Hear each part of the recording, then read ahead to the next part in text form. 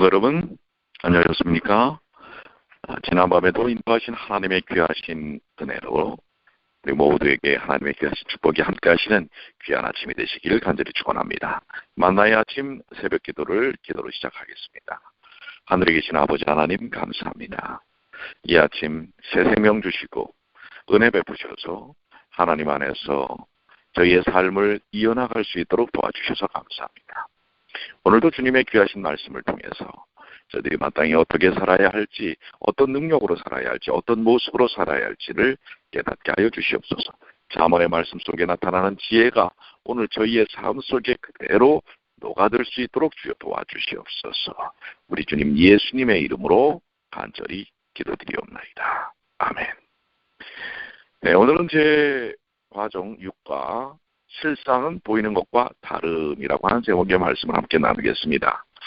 여러분들 과정은, 이 시간에 하는 과정은 여러분들에게 새로운 어떤 내용들을, 과정책 외에 새로운 내용들을 더 첨가해서 설명드리고 하는 것이 아니라 여러분들이 이 과정을 충실하게 스스로 공부할 수 있는 그러한 하나의 패턴을 여러분과 함께 나누는 것입니다. 그렇기 때문에 이 공부를 통해서, 이 요약해드리는 공부를 통해서 여러분들이 한 주간 그 패턴을 통해서 공부를 하시면 훨씬 더 깊은 영적인 묵상이 가능하다는 사실입니다.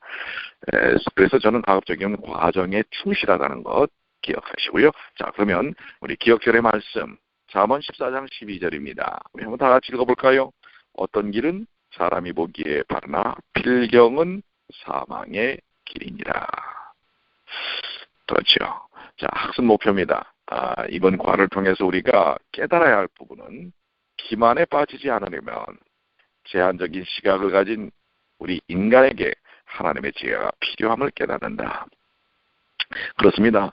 우리가 잘못된 사고와 자기 스스로를 속이는 그런 기만에 빠지지 않으려면 하나님의 지혜가 필요하다는 사실이지요. 그걸 깨달아야 되고요. 느끼기는 자신의 지혜를 불신하고 하나님의 지혜 안에서 안전함을 느낀다. 그렇습니다. 우리가 생각하고 우리가 갖고 있는 지식과 지혜, 이것에 매여 있지 않고 이것이 얼마나 사실 불안정하고 연약한 것인지를 깨닫고 하나님 지혜 안에서 안전함을 느끼는 그러한 영적 삶을 느끼는 것입니다. 행하기는 넓고 정확한 하나님의 관점에서 배우고 그 빛 가운데서 살기로 결심하는 것입니다. 오늘 배운 내용들을 통해서 여러분들이 말씀을 통해 그 하나님께서 주시는 지혜 속에서 사는 것을 말하는 것입니다. 서론을 가시면 우리는 거의 실상을 보지 못합니다. 사실 우리가 보고 있는 것은 참 정확하지 않습니다. 우리가 보는 것은 항상 생각이라는 것을 통해서 여과되어 들어오기도 하고요. 내가 좋은 것만 보고 좋은 것만 들을 때가 많습니다. 우리는 또한 외부 세계뿐만 아니라 우리 자아에 대해서도 그렇기 때문에 정확하지 않고 자기 기만, 자기 도취에 빠질 수가 있어요. 그렇다면 이런 기만으로부터 우리 자신을 보호하기 위해서는 어떻게 하는가? 잠언은 이 문제에 관하여 아주 근원적이고 근본적인 교훈을 하고 있습니다. 우리는 어리석은 자들처럼 자신을 신뢰해서는 안 된다고 하는 것입니다. 자신을 믿고 할 때 얼마나 우리가 많이 무너지는지 모르지요. 대신 우리는 세상의 모든 일이 엉뚱하게 흘러가는 것처럼 보이는 순간에도 이 모든 역사와 사건을 통제하시고 진행하시는 하나님을 신뢰해야 합니다. 요컨대 우리의 시력은 대단히 부정확해서 실제의 일부분만 보여줍니다. 심지어 그 작은 것마저도 이렇게 아주 틀어져서 왜곡시켜 우리에게 보여준다는 사실입니다. 그래서 우리가 보는 시각, 또 어떤 관념, 판단, 이것이 상당히 부정확하다라는 것, 그래서 우리는 하나님을 신뢰해야 한다는 사실을 기억해야 합니다. 자, 일요일 첫째 날입니다. 미련한 자들의 확신인데요. 자, 교훈으로 내려가시면 미련한 자는 자신이 지혜롭다고 생각하여 교만하게 말하며 진정한 지혜는 조롱하는 반면에 세상의 헛된 사상을 신봉하며 다른 사람을 경멸합니다. 상당히 이중적 태도를 갖고 있는 것을 볼 수가 있습니다.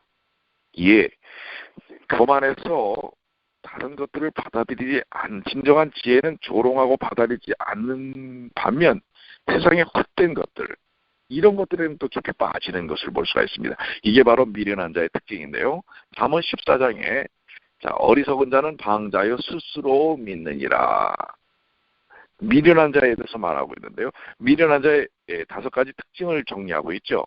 자, 그 첫째는 미련한 자는 교만하게 말한다라고 하는 것입니다. 그렇죠. 이 미련한 자가 그 미련함을 드러내는 게 사실 말 속에서 나타나는데요. 자기 확신을 갖고 있기 때문에 아주 교만합니다. 예, 두 번째는 미련한 자는 지혜를 조롱한다라고 하는 것입니다. 실상 지혜를 믿지 않고 그것에 대해서 회의적이기 때문에 뭔가 참다운 지혜가 다가오면 자신을 높이는 입장에서 교만한 입장에서 그것을 조롱하고 무시하는 경향을 보이는 것입니다. 사실 그런데 이러한 입장에서 이 죄라든지 진리에 대한 부분을 정확하게 이해하지 못하고 조롱하게 되면 자신의 영적 문제, 정말 심각한 문제를 일으킨다는 사실을 알아야 합니다. 세 번째는 미련한 자는 귀가 얇다고 하는 것입니다. 아까 제가 이중적이라고 그랬죠. 바로 그것입니다. 지혜에 대해서는 조롱하고 무시하면서 실질적으로 별로 의미 없는 것, 그러나 자신이 듣고자 하는 것, 이런 부분에 대해서는 어때요? 오히려 신봉하고 따르는 것입니다. 귀가 얇다고 하는 것입니다. 이런 부분들이 이 미련한 자들의 삶, 올바른 판단력을 갖고 있지 못하다고 하는 것입니다. 자신의 관념에 쌓여있기 때문에 그렇지요. 뭘 들어야 할지를 모르는 것입니다. 자기가 좋아하는 말만 듣습니다. 세 번째, 미련한 자는 충동적입니다. 그렇기 때문에 그 자신 안에 진리가 있다고 믿기 때문에 그런 그 잘못된 자신감 속에서 그냥 자기 느낌대로, 판단대로 순간적으로 어떤 일들을 합니다. 그래서 여러분들 주변에 이 아주 충동적으로 어떤 일들을 하는 분들, 어느 부류에 속할 가능성이 있습니까? 그렇습니다. 그 다음에 5번째는 미련한 자는 다른 사람을 억압합니다. 자신은 진리에 대해서 받아들이지 않는 반면 자신이 믿고 있는 바나 생각하는 바를 다른 사람들에게 강요를 한다든지, 또 자신의 뜻에 따르지 않는 사람들을 무시하고 멸시하고 경시하고 또 뭐예요? 억압하는 그런 경향을 갖는 게 바로 미련한 자의 모습이라고 하는 것입니다. 우리들에게도 이러한 미련한 부분들이 있어요. 어느 정도 있는데 이러기 때문에 우리는 참다운 지혜 속으로 들어가야 한다는 것. 그렇지 않습니까? 묵상입니다. 여러분은 자신에 대해서 얼마나 확신합니까? 이 자기 확신. 세상에서 성공하는 사람들의 특징으로 자기 확신을 뽑기도 하는데요. 이 자신에 대해서 긍정적인 생각을 가지고 성공에 대해 확신을 갖는다면 그렇지 않은 사람보다 더 뛰어난 결과를 얻을 수 있다는 것입니다. 하지만 이것은 상대주의적인 문화 속에서만 통하는 이야기입니다. 절대적인 가치와 진리에서 벗어난 자기 확신은 실패와 멸망을 자초할 뿐입니다. 더 깊은 수렁에 빠지게 되는 것입니다. 진리 속에서의 자기 확신, 하나님께서 주시는 은혜 안에서의 자기 확신은 매우 의미가 있습니다. 그러나 진리를 벗어난 자기 확신은 결국 패망으로 이른다고 하는 것. 그래서 우리는 하나님의 말씀을 겸손히, 하나님의 지혜를 겸손히 받아들여야 할 필요가 있습니다. 그런데 여기 둘째 날 월요일은 지혜로운 자의 두려움에 대해서 얘기합니다. 자, 지혜로운 자들은 어떤 특징을 갖고 있는가라는 것인데요. 교훈으로 내려가시면 지혜로운 사람은 자신에게 없는 지혜와 지식을 추구하며 자신의 생각보다는 하늘의 조언에 의지하고 다른 사람들을 소중하게 대한다. 참 지혜로운 사람들은 영특한 것입니다. 자신이 갖고 있지 않는 것들을 괜히 고집스럽게 거부하는 것이 아니라 그것을 잘 받아들임으로써 삶의 지혜를 나타내는 것입니다. 여기 잠언 14장에 지혜로운 자의 특징에 대해서 또 5가지를 이야기하고 있습니다. 14장 21절에 이웃을 업신여기는 자는 죄를 범하는 자요, 빈곤한 자를 불쌍히 여기는 자는 복이 있는 자니라 라고 하면서 지혜로운 자의 특징에 대해서 언급을 하고 있는데요. 자, 여기 우리 교과책에는 5가지의 지혜로운 자의 특징을 얘기하는데, 첫 번째 지혜로운 자는 겸손하게 말한다고 하는 것입니다. 이것은 미련한 자와는 상당히 대비되는 것이죠. 미련한 자는 교만하게 말하는데 지혜로운 자는 겸손하게 말합니다. 왜냐하면 그들은 자기 자신을 성찰하는 이유는 자기 확신에 거만함이 없기 때문에 그렇습니다. 자기를 확신하기보다는 더 지혜로움을 찾고자 하기 때문에 항상 말할 때도 자신을 낮추는 것입니다.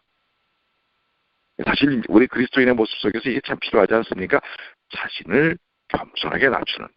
그런데 말끝마다 내가 또 내가 한 일이 뭐 이런 부분을 드러내는 경향을 갖는 분들이 있어요. 생각해 볼 일이죠. 두 번째, 이 지혜로운 자는 다른 사람의 생각을 고려합니다. 왜냐하면 이 자신에게 없는 것들이 주변에 있다는 사실을 알기 때문에 다른 사람들의 생각들을 소중하게 여기고 그것을 듣고자 하기 때문에 고려한다는 것이죠. 그 다음에 세 번째는 지혜로운 자는 배움과 지식을 가치 있게 여깁니다. 그래서 이 지혜로움을 겸손하게 배우려고 항상 주변을 살피고 배우고 그것을 받아들이는 그것의 가치를 아는 사람들입니다. 네 번째는 지혜로운 자는 행동을 삼가합니다. 그렇죠? 죄악의 존재를 알고 있기 때문에 자신의 감정이나 개인적인 견해를 신뢰하지 않습니다. 그래서 자신의 행동을 잘 이렇게 정리하는 그리고 주의하는 경향을 갖습니다. 그런데 지혜롭지 못한 사람들은 어때요? 우리 아직 말씀 속에서도 나왔지만은 뭐예요? 가인이 이 비련한 자입니다. 사실 자신의 그 지혜를 앞세워서 하나님께 드리는 예배 속에서도 자신을 앞세우는 거거든요. 그러다가 어떻게 해요? 어떤 바로 분통을 터뜨리지 않습니까? 오늘날 우리 이 삶, 주변에 있는 사람들을 보십시오. 주로 어떤 일들에 대하여 아주 민감하게 반응하고 분통을 터뜨리고 감정을 드러내고 이게 사실 이게 지혜롭지 못한 경향을 드러내는 것입니다. 특별히 교회에서는 더더욱 그렇지요. 이 화를 잘 내거나 이 자기 감정을 막 드러내거나 이것은 그 안에 그리스도께서 자리 잡고 있지 못한 경향을 보여주는 것입니다. 지혜의 근본은 하나님이시고 우리 주 예수 그리스도시지 않습니까? 그래서 지혜로운 자는 자신의 행동을 그것이 옳다고 여겨도 그것을 주의해서 살피고 다른 사람의 생각을 고려하고 입장을 생각해서 이야기를 합니다. 그런데 어리석은 자들은 뭐예요? 자기가 옳다고 여기면 다른 사람들이 그것을 받아들일 수 있든 없든 그냥 이렇게 내놓는 것입니다. 그래서 얼마나 많은 사람들에게 상처를 주는지 모릅니다. 그리고 그들은 스스로 생각해요. 내가 옳은 일을 했다. 내가 당신을 위해서 좋은 일 한 거야? 착각입니다. 오늘 여기 진짜 지혜로운 자의 두려움을 배워야 합니다. 다섯 번째는 지혜로운 자는 고요합니다. 격동하지 않습니다. 자기의 방식을 신뢰하기보다 하나님의 방식을 의지하기 때문에 조용히 묵상하고 하나님의 뜻이 드러나기를 기다리는 사람들입니다. 어떤 사람들은 하나님보다도 앞서서 자신을 내세우는 사람들이 있지요. 오늘 여기 지혜로운 자의 두려움이란 공포가 아닙니다. 진중한 지혜를 받아들이려는 겸손한 태도에서 나오는 모습이라는 것 우리가 기억해야 할 것입니다. 묵상입니다. 지혜로운 자의 이러한 신중함은 자신감 교류와는 어떤 차이점이 있습니까? 이게 그래요. 어떤 사람들은 오해를 합니다. 이 지혜로운 사람들이 좀 진중하고 좀 이렇게 이 행동하는 것을 좀 고요하고 좀 이렇게 차분하게 하면 뭐 그 생각도 없고 의지도 없는 줄 아는 자신감이 없는 줄 아는 것으로 착각하는 것입니다. 아니지요. 하나님의 지혜를 기다리는 것입니다. 그러니까 여러분들 어떤 그룹이나 어떤 모임에서 의견들을 나눌 때 어떤 사람은 다른 사람들의 얘기를 듣지 않아요. 그냥 자기 얘기만 막 하는 경향을 보이는 사람들이 있습니다. 미련한 자일까요? 지혜로운 자일까요? 여러분, 다른 사람들의 얘기를 귀 기울여 듣는 것, 경청의 삶을 사는 것, 이게 지혜로운 자의 태도 중에 나오는 것이고요. 이것은 자신감의 결여가 아니라 지혜로운 것입니다. 신중함이라는 것, 지혜로운 자는 동정심이 깊고 세심하다고 하는 것. 자, 오늘 우리 뉴욕 중앙의 성도들의 삶 속에서 정말 소망하고 바라보고 싶은 것은 동정심이 깊고 세심한 그러한 태도일 것입니다. 우리 모두가 그래서 여러분들 톤도 좀 낮추십시오. 그리고 말도 너무 빨리 하시기보다는 좀 천천히 그리고 어떤 말을 하시기보다는 한번 생각하시고 상대방의 입장에서 그것을 받아들일 수 있는지를 한번 살피시고 이야기한다면 그것은 그리스도인의 아름다운 모습을 드러내는 것입니다. 적용입니다. 지혜로운 자의 태도에서 여러분이 특별히 배워야 할 태도는 무엇입니까? 한번 여러분의 삶과 한번 대비해 보시길 바라고요. 셋째 날, 여호와의 눈입니다. 자, 밑으로 내려가시면 우리는 하나님이 우리의 모든 것을 살피신다는 사실을 기억하며 악을 버리고 선을 행해야 한다. 여호와를 경외하는 것이 지혜의 근본이라고 말씀했습니다. 우리의 삶 속에서 특별히 지혜에 대한 문제에 있어서 하나님께서 우리에게 어떤 관계를 갖고 계시는가, 어떤 태도와 입장을 갖고 계시는지를 알아야 합니다. 언제나 주님은 우리를 돌보시고 살피신다는 사실 기억해야 합니다. 그렇기 때문에 우리는 하나님 앞에서 감출 수 있는 것이 없습니다.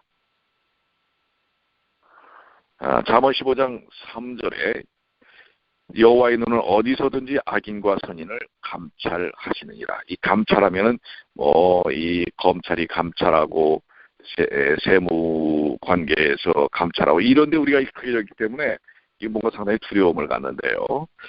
그렇게보다는 하나님은 우리를 항상 살피신다는 사실입니다. 돕기 위하여 사랑하기 때문에 어머니가 어린아이에 대하여 언제나 그 시선을 떼지 않는 것처럼 사랑의 마음으로 관심을 갖고 시선을 떼지 않는 것처럼 그게 바로 감찰의 의미가 아니겠습니까?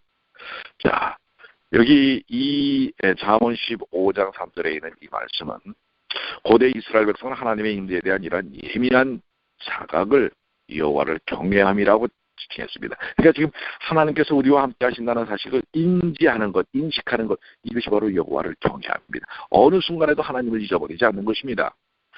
이 같은 관련성은 시편에도 나타나죠.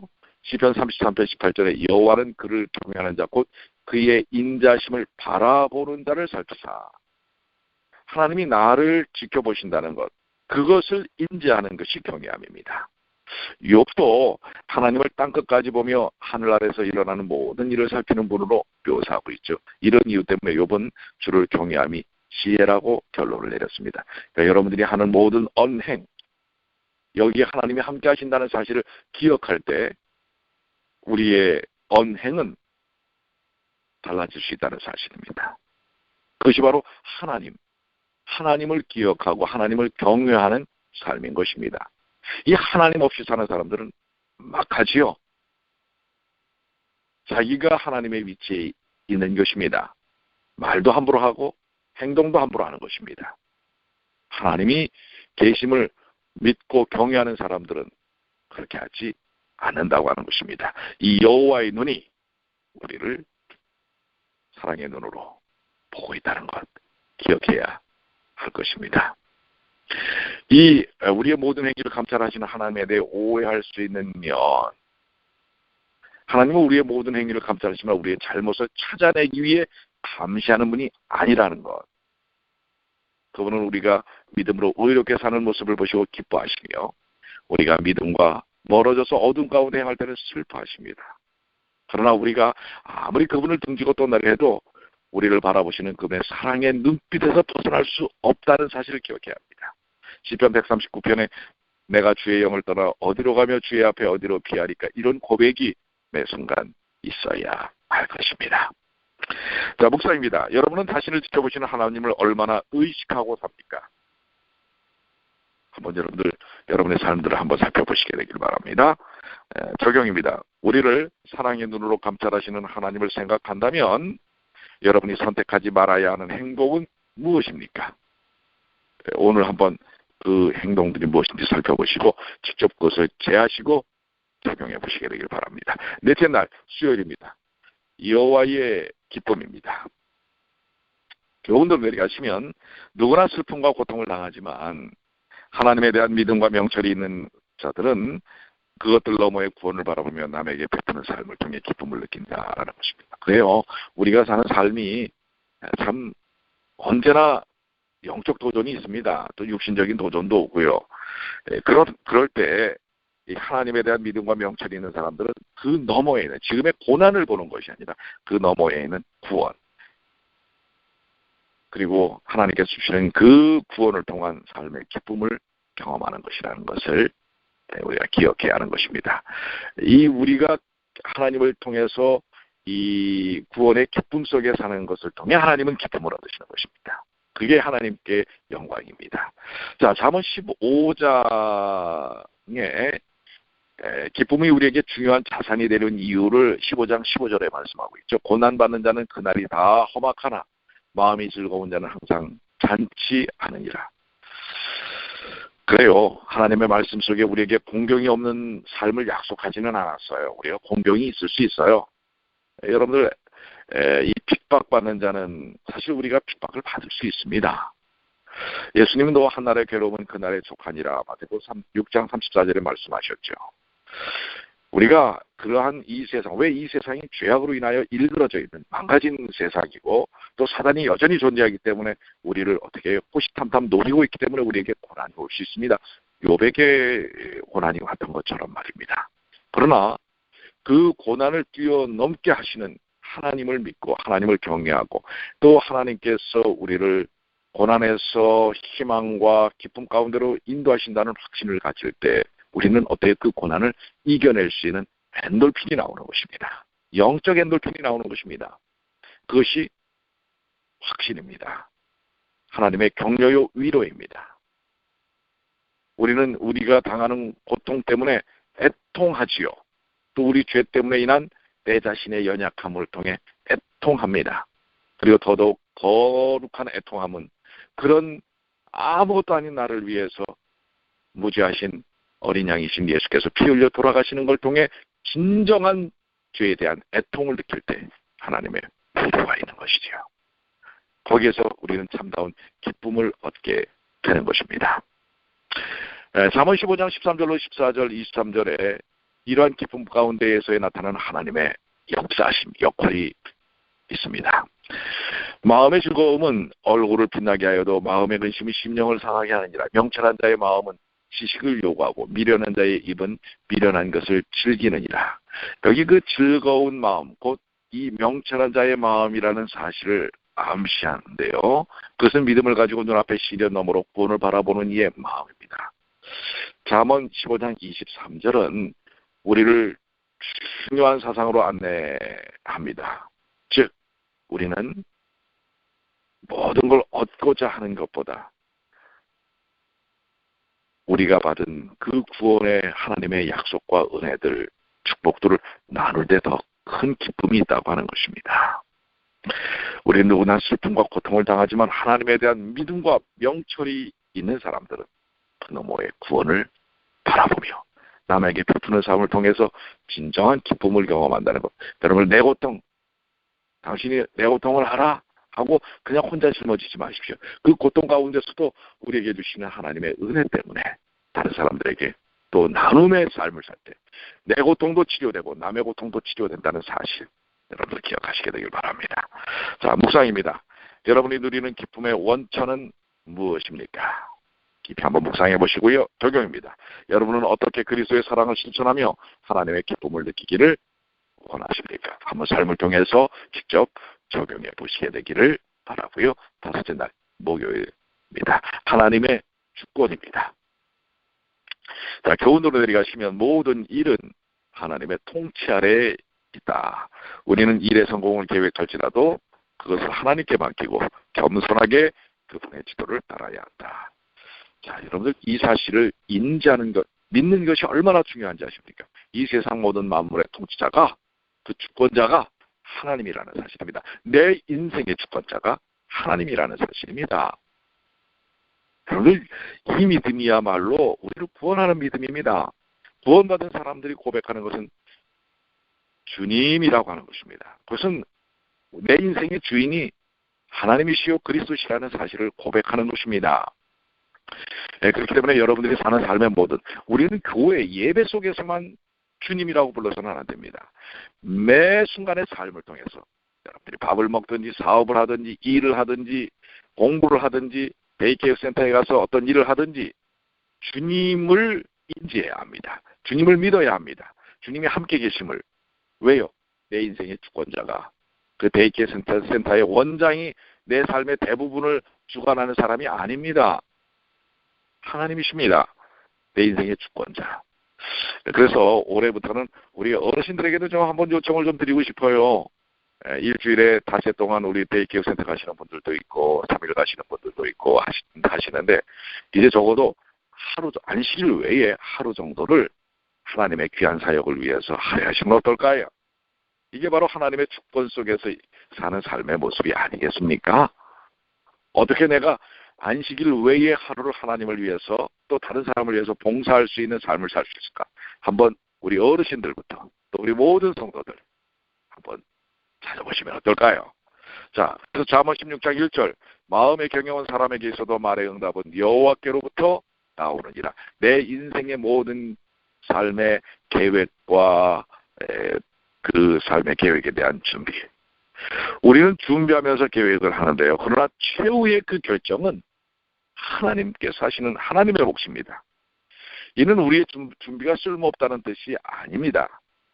우리가 신앙생활 속에서 우리의 계획을 하나님께 맡기면 그분이 그 계획을 가지고 일하시기 때문에 우리의 계획이 그분의 지도를 받게 되고 결과적으로 그분을 통해 계획이 이루어지고 심지어 원수의 회방하는 노력마저도 우리를 위해서 하나님은 사용하신다는 사실입니다. 그러니까 여러분의 계획, 여러분의 준비 모든 거 하나님께 맡기고 하십시오. 그러니까 여러분의 인생의 계획 때때로 우리가 어떤 선택을 해야 될 그런 수많은 계획들이 있지요. 그럴 때 우리는 믿음의 도전이 올 수 있습니다. 예를 들어 안식일 문제 같은 거 잡을 얻을 때 안식일 문제들이 많이 도전이 될 수 있습니다. 왜요? 현대의 삶이 사단이 만들어 놓은 구조이기 때문에 이 하나님의 날 안식일을 주님의 날을 이 아주 도외시하고 이 파괴하려는 노력을 많이 합니다. 많이들 얘기하죠. 이 주말에 안식일에 더 장사가 잘 된다고. 이런 도전들이 있습니다. 그런데 여러분 우리는 하나님을 믿는 사람입니다. 살아계신 하나님께서 이 역사를 세상을 주관하시는 분이라는 사실을 아는 사람들입니다. 그렇기 때문에 여러분의 직업에 대한 문제, 여러분의 어떤 모든 삶에 대한 문제가 하나님께서 주시는 은혜를 배제시키고 하는 것은 올바른 것이 아니죠. 안식일 문제가 특히 그렇습니다. 직업의 문제에 있어서 먹고 사는 게 더 급하지. 그게 먹고 사는 겁니까? 먹고 죽는 것입니다. 우리는 하나님 안에서 먹고 살 때 그게 먹고 정말 영생을 사는 것입니다. 그렇기 때문에 하나님의 것, 하나님과의 함께하는 관계를 배제하는 인생의 결단은 사단이 이끄는 결단입니다. 살아계신 하나님을 우리 믿어야 합니다. 하나님께서 내 인생의 모든 주권을 갖고 계시다는 것. 그래서 우리의 계획과 그 계획에 대한 준비에 하나님께서 그것을 하실 수 있도록 그 계획을 맡기는 것이 필요합니다. 잠언 16장 18절로 19절을 보시면 이 인간의 성공에 있어서 이 야망이 어떤 역할을 하는가라는 것인데요. 교만은 패망의 선봉이요 거만한 마음은 넘어짐의 앞잡이라. 겸손한 자와 함께하여 마음을 낮추는 것이 교만한 자와 함께하며 탈취물을 나누는 것보다 나으니라. 자, 사업을 어떻게 해야 할지 여기서 말씀하고 계시지요? 우리 누구와 함께해야 할까? 늘 그렇듯이 성경은 교만에 대해 경고합니다. 그렇기 때문에 우리는 겸손한 사람들도 겸손한 사람들 가까이에 있어야 합니다. 여러분 뭔가 사업을 하실 때 동업을 하실 때도요. 그 사람의 인성이 어떤가를 살피셔야 됩니다. 첫 번째 하나님을 믿는가? 또 겸손한가? 그렇습니다. 우리의 모든 일은 하나님의 통치 아래 있습니다. 우리는 일의 성공을 계획할지라도 그것을 하나님께 맡기고 겸손하게 그분의 지도를 따라야 한다는 것 우리는 기억해야 합니다. 세상에 보이는 것, 실상과는 다른 것들이 너무나 많다는 것을 기억해야 합니다. 결론입니다. 전지하신 하나님은 우리를 안전하게 인도하시기 위해 그분의 넓고 정확한 관점을 나눠주신다는 것. 하나님 중심적인 생각을 가져야 하고 하나님 중심적인 삶의 결정과 결단을 가져야 한다는 사실을 기억하시길 바랍니다. 오늘부터 시작한 이 모든 삶 언제나 주님과 함께하는 그런 삶을 사시게 되길 바랍니다. 기도하시겠습니다. 아버지 하나님, 어떤 길은 사람이 보기에 바르지만 그것은 사망의 길일 수 있습니다.